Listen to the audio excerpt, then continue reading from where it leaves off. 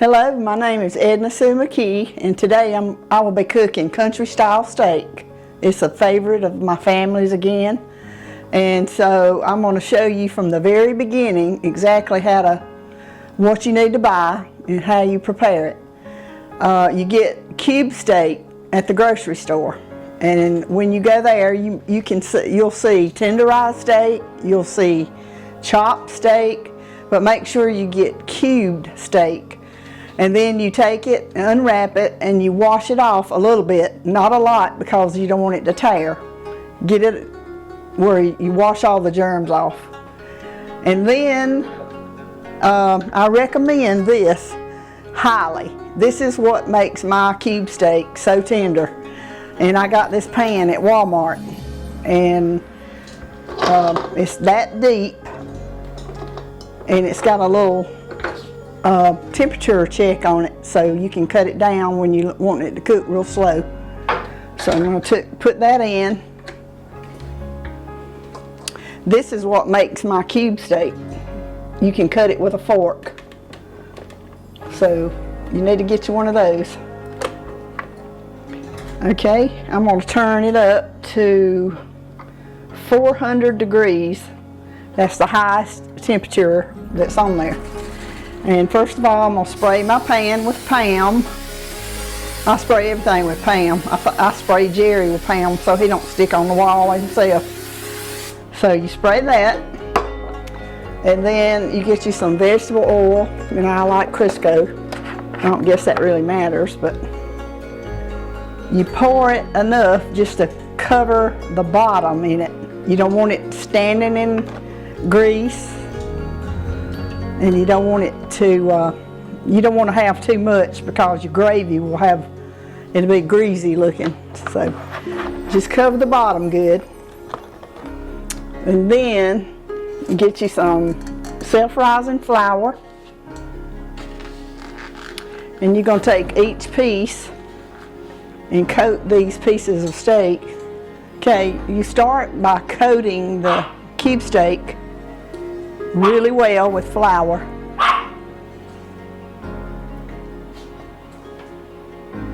Each piece has to be coated real well. And then you transfer it over into the grease that's on 400 degrees. Now I'll be doing each piece like this. My family dearly, dearly loves it. Especially Steve Lemons, my brother. He just, every time you mention I'm cooking cube steak, country style steak, he'll start saying, oh my goodness, and the hint is so big, he knows how good it is. The pan, I give the credit to the pan there, because it really helps. I have cooked it before in my little black frying pans. If it's just, me and Jerry eat a few pieces of it and then cook it the same way and put a lid on it. And it cooks about the same way, but I think this one here does the best job. I finished flouring all the the cube steak, and I've got 1, 2, 3, 4, 5, 6, 7, 8.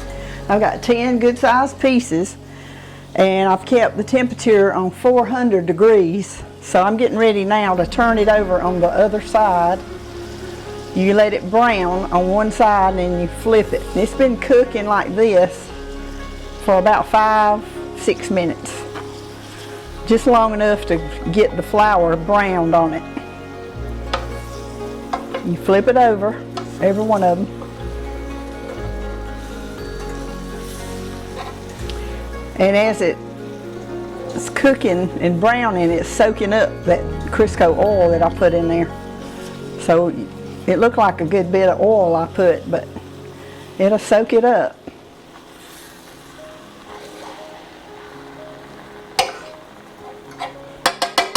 Okay, I'm going to leave it like that for probably another 5 or 6 minutes.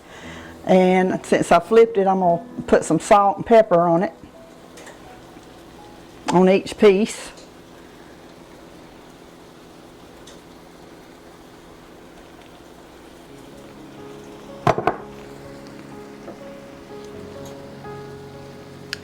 This is what gives it its good flavor. Just salt it and pepper it real well.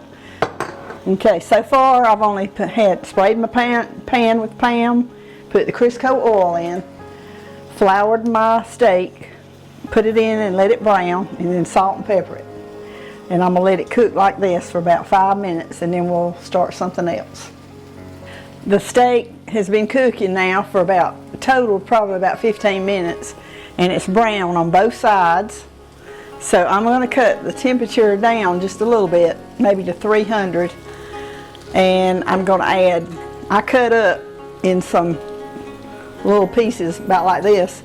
I cut 2 onions up, and I'm going to put them all around in the steak, because that really flavors the steak real good.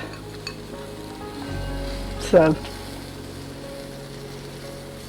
you can place them in between some of the pieces of steak, and these things will cook real tender as well.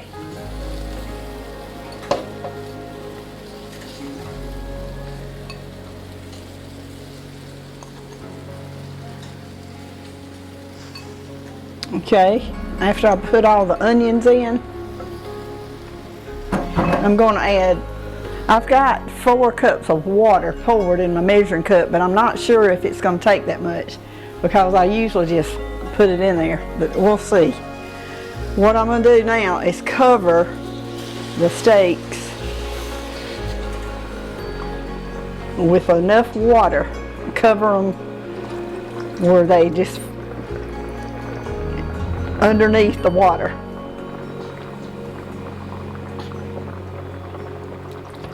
It looks like it's going to take about I'm going to just put the whole 4 cups in.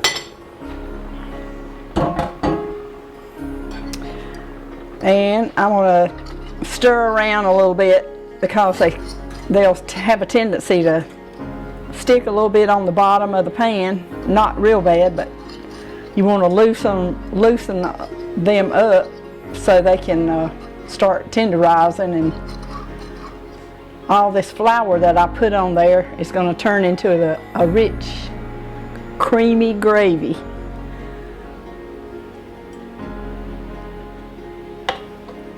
I've got everything placed in there. So what I'm going to do now, the last ingredient that I'll put is 2 cans of pet milk.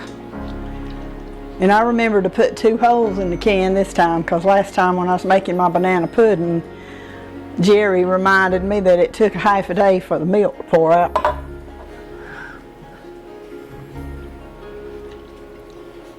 So I'm going to cover them in that.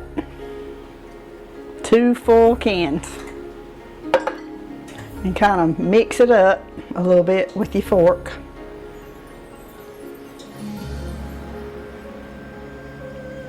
I'm going to let this cook on real low.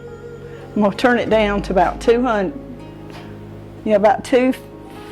for right now, about 250. And I'm going to cover it with a lid, and it'll work its magic that way. This is real easy to make, because you don't have to stand there and tend to it. You can just put everything in there, cover it, and let it simmer cook on low for about 2 hours, and then I'll come back and I'll show you what it looks like after about 2 hours. But tonight I'm also going to cook, I've got fresh green beans over there, and I've got a pot full of fresh corn. I'm going to have cream potatoes. I've got a cantaloupe sliced, and I've got some sliced tomatoes. So we're going to enjoy. I got to make some hot biscuits too, so to go with this gravy. So we're going to have a good meal tonight. And this is, if you try this, I'm sure your family will really enjoy it. See you in about 2 hours. All right, my country style steak has been simmering for about 2.5 hours, and I want to give you a little quick preview of what it looks like.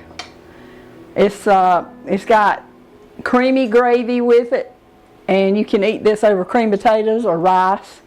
But the steak is so tender you can cut it with a fork. Our family loves this, and I hope that yours will enjoy it if you give it a try.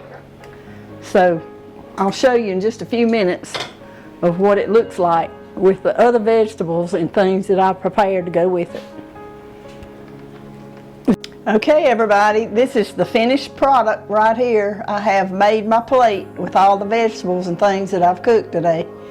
And I hope you'll enjoy the recipe with your family as much as my family enjoys it. The next month, August, toward the end of the month, I'm going to be making Pennsylvania Dutch fudge. A special shout out to Vicki Lemons because she's asked me that. See you next month. Bon appetit!